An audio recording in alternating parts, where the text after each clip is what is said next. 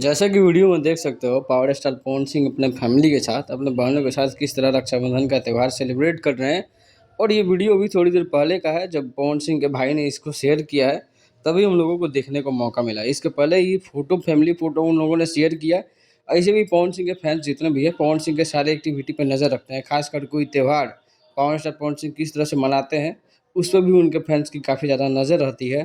और वो चाहते हैं कि अपने स्टार को हर चीज़, हर एक्टिविटी करते हुए देखें, और किस तरह से सेलिब्रेट करते हैं कोई भी त्यौहार, उसको भी देखें। क्योंकि सुबह से ही पवन सिंह के पुराने तस्वीरों को, पिछले सालों के जितने भी थे अपने बहनों के साथ रक्षाबंधन मनाते हुए, उन सब सारे तस्वीरों को निकाल निकाल के फैंस जो है शेयर करना शुरू कर दिए थे। और ये होता है फैंस का प्यार। ऐसे ही जितने भी फ़ोटोज़ थे पुराने, उन सबको शेयर करने, जैसे कि ये सारे फ़ोटो देखते हैं, कुछ फ़ोटो पिछले साल की है और कुछ फ़ोटो उसके पिछले साल की भी है, और कुछ फ़ोटोज़ तो मूवी के सीन की है, जिसको फैंस रियल समझ के वायरल कर रहे हैं।